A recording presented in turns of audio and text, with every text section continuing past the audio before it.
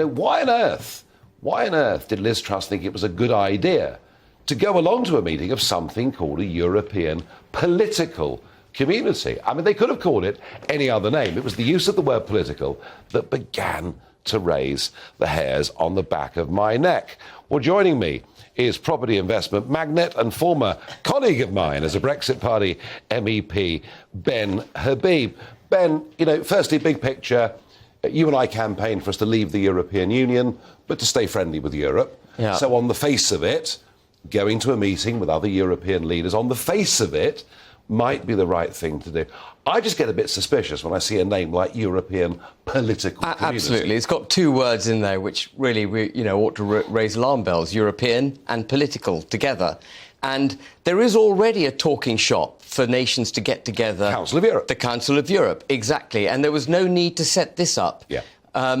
So why Liz Truss went into it does beg a few questions. I want to just clarify some of the things that Gerald was saying. We do know what the government has signed us up to, by the way. It is PESCO military mobility. And they've done it under the guise of having to support Ukraine. But PESCO military mobility is a PESCO project. It's a defined term. This is the Marc Francois comment about being able to move vehicles, But it's much more sinister than that, Nigel.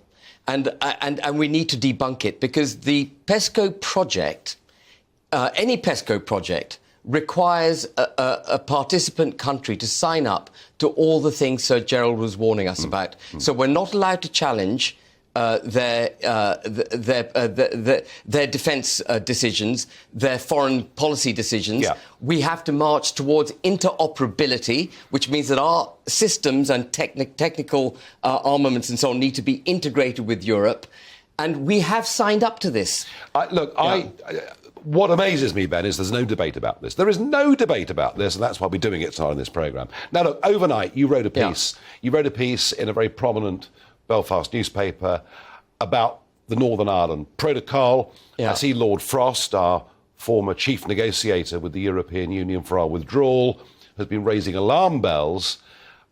On the one hand, Liz Truss was talking very tough about, Article 16, etc., what we may or may not do. Next thing we hear, it's all lovey-dovey with Brussels. There's going to be a great compromise struck over Northern Ireland, senior anti-Brexit EU figures saying it's all going to be fine.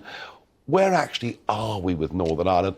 And why does it matter? OK, well, let me just address your second question first. Yeah. Why does it matter?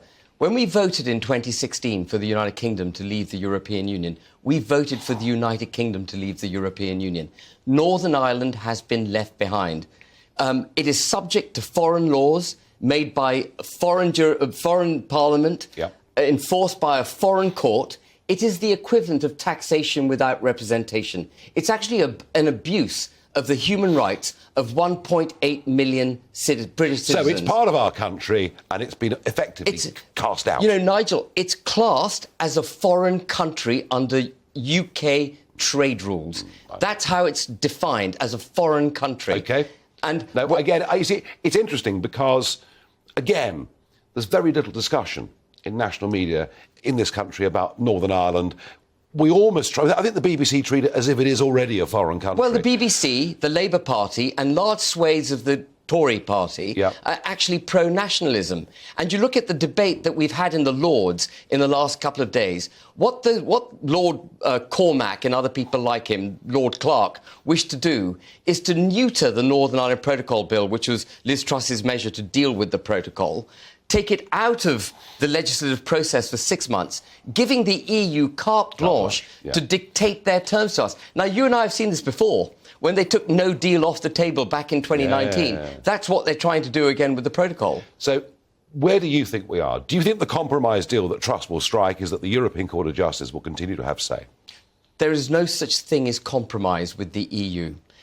Šefčovič, the Vice President of the Commission who's responsible for negotiating with us, has a mandate which has not shifted one bit over the last 3 years. He will not compromise. If a deal is struck, Nigel, it'll be the British government capitulating to EU demands. Make no mistake, they may sell it in any other way. That is what is going to happen. And I just want to draw a contrast.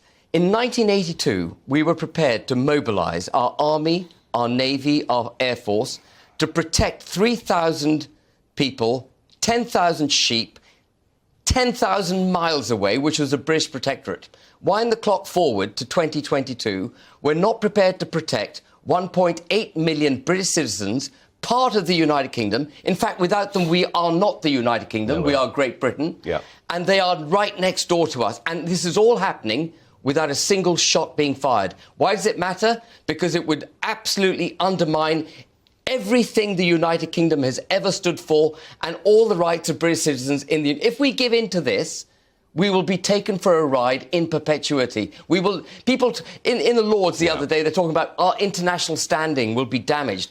What do you think happens to our international standing if we as a country... If we're not a proper United Kingdom, Ben Habib said with an extraordinary passion, and I hope at home you understand, Northern Ireland is fully part of the United Kingdom. Unfortunately, under our Brexit deal, it's in a very, very bad place.